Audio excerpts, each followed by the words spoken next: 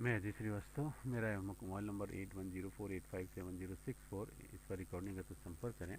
और इसमें आगे है लेवल 1 कक्षा 1 से 5 के लिए और रीड के विद्यार्थियों हेतु। और इसमें लक्ष्य गाइड से चल रहा है, विषय चल रहा है बाल विकास व शिक्षा शास्त्र। और आगे है इसमें रीड 3 ट्रैक 6 और टॉपिक है आगे विकास को प्रभावित करने वाले तत्व, विशेष करके परिवार एवं विद्यालय के संदर्भ में एवं अधिगम से उनका संबंध। मानव जीवन एक सतत प्रक्रिया है और जन्म के बाद में समय के साथ साथ ही व्यक्ति बड़ा होता है और उसका विकास होता है। वसुधैव गर्भाधान से लेकर के वृद्धावस्था के मनुष्य में अनेक अनेक शारीरिक और मानसिक और व्यवहार जन्य परिवर्तन होते रहते हैं और सामाजिक अपेक्षाएं भी विकास के साथ साथ ही बदलती रहती हैं। व्यक्ति की अंतर्निहित क्षमताओं को भी उभार करके उन्हें प्रगतिशील ढंग से भी आगे बढ़ाने में सहायक प्रक्रिया को विकास कहते हैं। और ये व्यक्ति तथा उनके परिवेश के बीच में भी होने वाली अंतः क्रिया के फलस्वरूप होता है, जो कि वृद्धि, परिपक्वता और सीखने के द्वारा उपलब्ध होता है। बच्चे का विकास भी पारिवारिक पृष्ठभूमि, व्यक्तिगत इतिहास तथा संतोषप्रद एवं असंतोषप्रद अनुभवों का परिणाम होता है। विकास को अनेक तत्व प्रभावित करते हैं। विकास को प्रभावित करने वाले कुछ प्रकारक अनुवांशिकता के आधार पर भी निर्धारित होते हैं और जो बच्चा इन्हें अभिभावकों से प्राप्त करता है। अन्य कारक परिवेश तथा सामाजिक सांस्कृतिक परिवेशों से संबंधित हैं, आनुवंशिकेतर कारक होते हैं। और बच्चों के व्यवहार व विकास को प्रभावित करने वाले इन तत्वों का भी निम्न प्रकार से अध्ययन किया जा सकता है। आनुवंशिकी कारक में बच्चे प्राय अपने माँ बाप के समान ही दिखाई देते हैं। लंबे तथा हष्ट-पुष्ट माता-पिता की संतान प्राय उन्हीं के समान होती है और ये बच्चे ठिगने माता-पिता के बच्चों से तो लंबे ही लगते हैं। और इनके अलावा आँखों, त्वचा तथा बालों का रंग भी वह विशेषताएं भी जो बच्चे अपने माँ बाप से प्राप्त करते हैं, वे लक्षण और प्रतिमान गुण सूत्रों के माध्यम से पीढ़ी दर पीढ़ी चलते रहते हैं। और बच्चा कौन कौन से आनुवंशिक तत्व माँ बाप से प्राप्त करेगा, यह गर्भधारण के समय ही निश्चित हो जाता है। जब पिता का शुक्राणु माँ के अंडाणु का निषेचन वह युग्मनज नाम ही एकल कोशिका का निर्माण करता है। और कुछ वंशानुगत प्राप्त गुण परिवेश संबंधी प्रभावों से छूते रहते हैं और वे किसी भी परिस्थिति में अपने वास्तविक स्वरूपों में ही प्रकट होते हैं। आंखों का रंग तथा बालों की बनावट आदि और इसके एक उदाहरण है। और सामान्यतः अधिकतर वंशानुगत गुण परिवेश से प्रभावित होते हैं। इनमें कोई भी संदेह नहीं कि जिन बच्चे की कार्य करने की सीमा का निर्धारण करते हैं और लेकिन यह परिवेश ही है जो कि यह निर्धारण करता है कि सीमाओं के अंदर ही उनकी क्षमताओं का विकास कितना हो सकता है। लिंग व्यक्ति का लिंग निषेचन के समय ही निर्धारित हो जाता है। पिता ही बच्चे के लिंग को निर्धारित करता है। गर्भधारण के समय प्रत्येक गर्भ गुणसूत्र के 46 छड़ की आकार के सूक्ष्म कण प्राप्त करता है, जिनमें से 23 गुणसूत्र तो माता द्वारा तथा 23 गुण पिता के होते हैं। इनमें लिंग गुणसूत्र भी होते हैं जो बच्चे का लिंग निर्धारित करते हैं। फिर आनुवंशिकेतर कारक जन्म पूर्व परिवेश की परिस्थितियाँ जन्म पूर्व वृद्धि की अवधि बच्चे की तंदुरुस्ती के लिए भी बहुत ही महत्वपूर्ण है। और जन्म पूर्ण जीवन काल में भी माँ की शारीरिक स्थिति, माँ के भोजन और गर्भावस्था की समस्याओं से प्रभावित हो सकती है।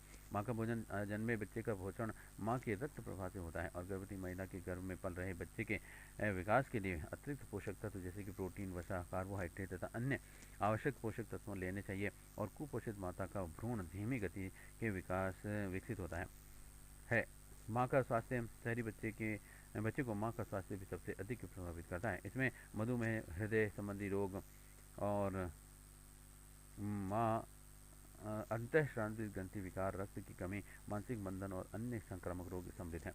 पोषण बच्चे की वृद्धि एवं विकास को प्रभावित करने वाला मुख्य कारक है और बहुत सी परिवेश संबंधी कारकों में से इसे आधारभूत कारक माना जा सकता है जो वृद्धि को प्रभावित करता है। और पोषण सबसे अधिक की बुनियादी है। लगभग 50 अनिवार्य पोषक तत्वों को 6 वर्गों में बांटा गया है: प्रोटीन, कार्बोहाइड्रेट, वसा, विटामिन, खनिज लवण तथा जल। इनमें से प्रत्येक तत्व हमारे शरीर के लिए भी आवश्यक है तथा इनकी मात्रा आयु, कार्य तथा शरीर के अनुपात के अनुसार होती है। और प्रारंभिक वर्षों में जो बच्चे कुपोषण से ग्रस्त होते हैं वे मानसिक क्षमता के भी पिछड़े होते हैं और पर्याप्त पोषण न मिलने के कारण उनमें मस्तिष्क तथा बुद्धि को गंभीर क्षति भी होती है। फिर शारीरिक दोष तथा बीमारी। बच्चे विभिन्न प्रकार के शारीरिक दोषों तथा बीमारियों से ग्रस्त होते हैं और शारीरिक दोष जन्म से ही हो सकते हैं या फिर बचपन से ही किसी बीमारी, दुर्घटना के फलस्वरूप भी हो सकते हैं या फिर बच्चे शारीरिक विकास के बारे में बरती हुई लापरवाही के कारण भी हो सकते हैं। शारीरिक दोष है जो बच्चे के विकास पर प्रतिकूल प्रभाव डालते हैं। मानसिक सामाजिक परिवेश परिवार और संस्कृति, परिवार तथा संस्कृति इन दोनों ही कारकों में गहरा संबंध होता है तथा वे दोनों ही बच्चों की वृद्धि तथा विकास को निरंतर प्रभावित करते रहते हैं। बच्चों को पहले सामाजिक तथा फिर संवेगात्मक सहयोग मिलता है और शब्द, भाव, भंगिमा, वाक्य रचना, व्यवहार, विशिष्टता, विचार आदि सभी बच्चा अपने परिवार से ही सीखता है। प्रारंभिक वर्षों में परिवार में उसे जो भी अनुभव या फिर संस्कार मिलते हैं वही आगे चल कर के अंततः अन्य लोगों के प्रति भी या फिर परिवेशगत अन्य वस्तुओं के बारे में भी उनको रुचि का पैटर्न निर्धारित करते हैं। माँ बाप के प्यार, दुलार, देखभाल, परिवेश, प्रोत्साहन तथा भरपेट भोजन का भी द्वारा बच्चा अपनी क्षमताओं को अपनी सामाजिक सांस्कृतिक पृष्ठभूमि में विकसित कर सकता है। अंतःस्रावित तंत्र अंतःस्रावित ग्रंथियां द्वारा उत्पादित स्राव को भी हार्मोन कहलाते हैं। शरीर के अनेक मूलभूत कार्यों को प्रभावित करते हैं और वृद्धि एवं विकास इनमें प्रमुख है। और विभिन्न हार्मोनों में वृद्धि hormone, thyroid hormone, adrenal cortex hormone एवं सेक्स हार्मोन मुख्य हैं। इन हार्मोनों की कमी की सामान्य पहचान यही है कि बुद्धि रुक जाती है। थायराइड हार्मोन के अभाव में वृद्धि और बुद्धि का विकास प्रभावित होता है। एड्रिनल ग्रंथियों का स्राव संवेगात्मक परिपक्वता के लिए भी आवश्यक है और सेक्स ग्रंथियां की क्रियाशीलता की कमी के कारण भी वह संधि के आगमन में विलंब हो जाता है। अन्य माँ की आयु और पहले गर्भाधारण के समय अगर माँ की आयु 17 वर्ष से कम या फिर 35 वर्ष से अधिक है तो प्रसव के समय कठिनाइयाँ हो सकती हैं। ऐसी मान्यताओं के बच्चे का भार जन्म के समय औसत से कम होता है। औषधियाँ लापरवाही से ली गई दवाइयों का रासायनिक पदार्थ भ्रूण को क्षति पहुंचाते हैं और दवाई माँ की शारीरिक क्रिया को भी बदल सकती है, जैसे कि प्रसव पीड़ा के समय गर्भवती स्त्री की रीढ़ के असंवेदनहीन कर देना। ऐसे उसके रक्तचाप में कमी आ जाती है और फलस्वरूप बच्चे में रक्त के साथ ही ऑक्सीजन तथा पोषक तत्वों का भी प्रभाव कम हो जाता है। एक्सरे तथा रेडियम चिकित्सकीय नैदानिक कारणों से गर्भवती महिला पर विशेष रूप से भी योनि पेल्विस क्षेत्र पर यदि विकिरण चिकित्सा बार बार की जाती है तो उसके परिणाम स्वरूप भ्रूण की जीन में परिवर्तन होने तथा गुणसूत्रों में टूट फूट हो जाने का भी खतरा बढ़ जाता है तथा बच्चे में विभिन्न प्रकार के दोष उत्पन्न होने सकते हैं। गर्भावस्था में दूसरे से छठे हफ्ते में भी की गई विकिरण क्रियाएं छोटे सिर के साथ ही अविकसित मस्तिष्क और मानसिक मंदता, जनन संबंधी दोष आदि के लिए भी उत्तरदायी है। बालक के विकास के लिए भी प्रकृति तथा पालन पोषण दोनों तत्वों महत्वपूर्ण होते हैं और किसी व्यवहारों का उसके विकास के लिए भी यह आवश्यक है कि वे धनात्मक प्रभाव वाले परिवेश कारकों और व्यक्तिगत आनुवंशिक दाय के बीच में परस्पर समुचित अंतःक्रिया हो। बालक के विकास में अभिभावकों तथा शिक्षकों की भूमिका है। मनुष्य अपने स्वयं के विकास में महत्वपूर्ण भूमिका निभाता है और प्रत्येक बच्चा कुछ आनुवंशिक विशेषताएं आनुवंशिक मनुष्य अपने स्वयं के आनुवंशिक सामग्री को लेकर के इस संसार में आता है। फिर वह उपलब्ध परिवेश से सक्रिय रूप से भी अंतःक्रिया करता है और अपनी उन आनुवंशिक क्षमताओं में विकास करता है। और परंतु बच्चा अपने माता पिता, अभिभावक, शिक्षक पर निर्भर रहता है कि वे बच्चे को किस प्रकार से परिवेश उपलब्ध करवाते हैं। अगर हमें उसे उसकी उम्र के अनुसार उचित प्रेरक परिवेश तथा नई नई बातें सीखने के अवसर प्रदान करने में सक्षम हैं तो वह अपनी आनुवंशिक क्षमताओं को अधिकाधिक विकसित कर सकता है। जो कि अभिभावक परिवार नियोजन कर रहे हैं उन्हें निम्नलिखित कार्यों पर ध्यान देना चाहिए यदि वे चाहते हैं कि बच्चा स्वस्थ और संतुलित विकास करे। अभिभावक का स्वास्थ्य तथा सामाजिक आर्थिक तत्परता और बच्चों के जन्म में 2 वर्ष से अधिक अंतर के लिए भी परिवार नियोजन, वंशानुगत रोगों की आशंका होने पर भी आनुवंशिक परामर्श करे। गर्भावस्था तथा प्रसव के दौरान पर्याप्त पौष्टिक भोजन तथा स्वास्थ्य की देखभाल, बच्चे के इस संसार में आने के पश्चात ही माता पिता और अभिभावक बच्चों की वृद्धि तथा विकास के लिए भी बहुत ही कुछ कर सकते हैं। उनके जीवन के प्रारंभिक नाजुक वर्षों में उसका और भी अधिक महत्व है। बच्चे के विकास के लिए भी केवल आवश्यक सुविधाएं तथा अच्छा भोजन उपलब्ध करवा देने पर ही हमारी भूमिका समाप्त नहीं हो जाती है। घर तथा विद्यालय दोनों ही स्थानों में शारीरिक तथा सामाजिक परिवेश को व्यवस्थित करने में भी हम महत्वपूर्ण भूमिका निभाते हैं। बच्चों को समुचित एवं संपूर्ण विकास के लिए भी घर में तथा विद्यालय में ध्यान देने योग्य बातें हैं। बच्चों को बहुत ही अधिक प्यार, समय तथा सहानुभूति की आवश्यकता होती है और बच्चे नई नई परिस्थितियों तथा अनुभवों से सीखते हैं। अभिभावकों के लिए भी यह आवश्यक है कि वे अपने बच्चे को उनकी उम्र के अनुसार उचित प्रेरणा व वातावरण उपलब्ध कराएं और ताकि बच्चों में संवेदनशीलता, सृजनशीलता तथा बुद्धि का विकास हो सके। अभिभावकों तथा शिक्षकों को चाहिए कि वे बच्चों की उपलब्धि ही नहीं और उनकी किसी भी कार्य की करने की कोशिश को भी प्रशंसा करें तथा उनके लिए भी उन्हें प्रोत्साहित करें ताकि बच्चा अपनी असफलता पर हतोत्साहित ना हो। बच्चों के विकास के लिए भी आवश्यक है कि हम उन्हें निरंतर बढ़ती हुई कुछ जिम्मेदारियां सौंपें और उनमें आत्मनिर्भरता का भाव भी विकसित करने के लिए भी उन्हें अपनी देखभाल करने का अवसर दें। यदि बच्चों को औचित्यपूर्ण संपन्न परिवेश दिया जाए तो वह तथा सीखने के लिए भी स्वतंत्र अवसर दिए जाए तो बच्चों का विकास स्वतः होगा। फिर बच्चों की भोजन तथा पोषक तत्वों की आवश्यकता और पूरा ध्यान दिया जाना चाहिए। वह समय पर टीके लगवाने चाहिए और बच्चों को शारीरिक व क्रियाकलाप के लिए भी सुरक्षित खेल के मैदान भी उपलब्ध कराए जाने चाहिए और खिलौने तथा खेल के लिए अन्य वस्तुएं समुदाय में आसपास उपलब्ध देसी सामग्री से बना सकते हैं। फिर बाल विकास में पोषण की भूमिका।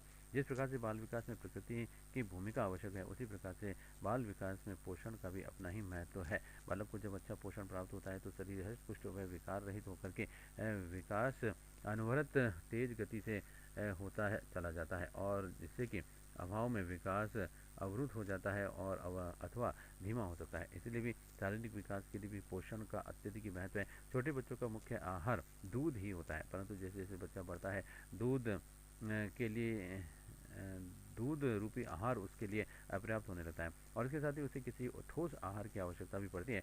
बालक के भोजन में विभिन्न पौष्टिक तत्वों का होना भी आवश्यक है, जैसे विटामिन डी से बालक का विकास होता है और इसके लिए इसमें कैल्शियम तथा फास्फोरस प्राप्त होता है। यह सूर्य की किरणों के सेवन से प्राप्त होता है और धूप की किरणों तथा त्वचा से इस विटामिन की उत्पत्ति करती है। इसलिए बच्चों को कुछ समय से में धूप में रखना चाहिए और बड़ा होने पर बच्चों को विटामिन ए व डी युक्त पदार्थों का आवश्यकता होती है तथा ये माता के दूध से प्राप्त होता है। बाल विकास को प्रेरित करने वाले अन्य प्रमुख घटक हैं पौष्टिक आहार। बालक के सामान्य विकास के लिए भी पौष्टिक आहार की आवश्यकता होती है। शारीरिक विकास के लिए भी प्रोटीन, कैल्शियम तथा विटामिन आदि बहुत ही आवश्यक हैं और इसके अभाव में बालक अस्वस्थ हो जाते हैं और विकास की प्रक्रिया अवरुद्ध हो जाती है। फिर वातावरण। बालक के विकास में भौगोलिक वातावरण का भी काफ़ी प्रभाव पड़ता है। उचित विकास के लिए भी शुद्ध हवा तथा जल तथा पर्याप्त विकास की आवश्यकता होती है।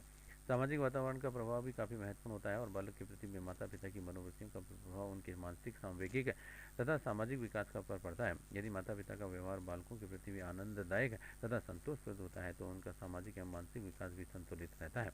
समाज में अन्य साथियों का प्रभाव भी उनके सामाजिक विकास पर पड़ता है। विद्यालय में सहपाठी तथा शिक्षा, पुस्तकालय, खेल के मैदान आदि का बाल विकास पर अधिक प्रभाव पड़ता है। और फिर सांस्कृतिक वातावरण भी व्यक्तित्व विकास के लिए भी महत्वपूर्ण होता है और परंपरागत विश्वास, धार्मिक परिपाटी, भाषा, वेशभूषा तथा जीवन शैली के द्वारा भी व्यक्ति का विकास काफ़ी प्रभावित होता है। बुद्धि बालक की जन्मजात शक्ति है और उसका विकास बच्चे के जन्म से ही प्रारंभ हो जाता है। बालक को आरंभ से ही बुद्धि को तीव्र करने के लिए भी पौष्टिक भोजन एवं उचित वातावरण प्रदान किया जाता है और व्यक्तिगत विभिन्नता। बालक के विकास में व्यक्तिगत विभिन्नता का भी प्रभाव पड़ता है और तीव्र बुद्धि से बालक का विकास तीव्र गति से तथा मंद बुद्धि से बालक का विकास मंद गति से होता है। यौन भेद के कारण भी लड़के लड़कियों का शारीरिक तथा मानसिक विकास समान रूप से भी नहीं होता है और जन्म के समय लड़कियों को अपेक्षा लड़का आकार में थोड़ा बड़ा होता है और विकासात्मक क्रम में भी लड़कियां बाद में समान ही नहीं हो जाती हैं, बल्कि उनमें यौन विशेषताएं भी पहले प्रकट हो जाती हैं और यौन परिपक्वता भी पहले ही आ जाती है। अंतःस्रावी ग्रंथियों के स्राव तथा उनकी क्रियाशीलता का भी विकास पर प्रभाव पड़ता है। पिट्यूटरी ग्रंथि की अत्यधिक सक्रियता के फलस्वरूप भी बालक असामान्य रूप से भी लंबा हो जाता है तथा अल्प रूप से सक्रिय होने के कारण बिल्कुल ही छोटे कद का भी हो जाता है। वंशानुक्रम। बालक को शारीरिक संरचना एवं बुद्धि पर वंशानुक्रम का भी काफ़ी प्रभाव पड़ता है। माता पिता की जो शारीरिक संरचना होती है अधिकांश से उसी के अनुरूप ही बालक की भी शारीरिक संरचना आदि विकसित होते हैं और इसी प्रकार से जो माता पिता प्रतिभाशाली होते हैं उनके बालक भी प्राय प्रतिभाशाली पाए जाते हैं। अधिगम। बालक अपनी योग्यता, बुद्धि तथा आवश्यकता अनुसार सीखता है। बालक दिन प्रतिदिन नए अनुभव भी प्राप्त करता है और उसके इन अनुभवों के समुच्चय ऐसे उनका मानसिक विकास भी होता है। प्रशिक्षण। शिक्षण की शैक्षिक योग्यता तथा शिक्षण पद्धति बालक को शारीरिक, मानसिक, सामाजिक एवं सृजनात्मक शक्ति के विकास को भी अत्यधिक प्रभावित करती है। परिवार का आर्थिक स्तर। बालक के विकास पर भी परिवार के आर्थिक स्तर पर भी बहुत ही प्रभाव पड़ता है। संपन्न एवं सक्षम परिवार के लोग बालक को उचित वातावरण उपलब्ध करा सकते हैं और उनके लिए भी पौष्टिक आहार की व्यवस्था भी उचित मात्रा में हो जाती है। इस कारण से ऐसे बच्चों का विकास तीव्रता से हो पाता है जिनके कि ठीक विपरीत जिन परिवारों का आर्थिक स्तर निम्न स्तर का होता है उन परिवारों के बालक अधिकतर कमज़ोर हो जाते हैं और कभी कभी शारीरिक विकास तो पूर्ण हो जाता है किंतु मानसिक विकास उस अनुपात में नहीं हो पाता है। और रुग्णता। किसी भी प्रकार के शारीरिक दोष या फिर बीमारी का भी बालक के विकास पर विपरीत प्रभाव पड़ता है। जो कि बालक अधिकतर बीमार रहते हैं या फिर उनमें कोई दोष हो तो उसका विकास सामान्य रूप से नहीं हो पाता है। और फिर प्रभावी संप्रेषण। इसमें संदेशों का आदान प्रदान ही संप्रेषण है। प्रभावकारी संप्रेषण से हम बच्चों को उनके आसपास के संसार को समझने में भी सहायता कर सकते हैं। स्नेह और स्वीकृति का संप्रेषण करके उसके स्वयं के प्रति सराहना तथा एक निश्चित आत्म प्रतिष्ठा का विकास करने में भी उनकी मदद कर सकते हैं। जनसंचार माध्यम बच्चों के मनोरंजन तथा सीखने की महत्वपूर्ण भूमिका भी निभाते हैं। अब है वंश क्रम और वातावरण की भूमिका। परिवेश है वातावरण। वातावरण का तात्पर्य उन समस्त तत्वों से है जिनका कि व्यक्ति के विकास पर प्रभाव पड़ता है। पाश्चात्य मनोवैज्ञानिक वातावरण को सामाजिक वंशानुक्रम कहते हैं और इसके अंतर्गत वे सभी बातें आ जाती हैं जो कि व्यक्ति के व्यक्तित्व को प्रभावित करती हैं। वातावरण को पर्यावरण भी कहा जाता है। वातावरण निम्न दो प्रकार से होते हैं। एक तो है प्राकृतिक वातावरण। पृथ्वी के जीव जंतु तथा विभिन्न भौतिक परिस्थितियां जिनके के संपर्क में मनुष्य आता है वे सब उसका प्राकृतिक वातावरण है। और प्राकृतिक वातावरण को दो भागों में विभाजित किया जा सकता है। एक तो आंतरिक वातावरण।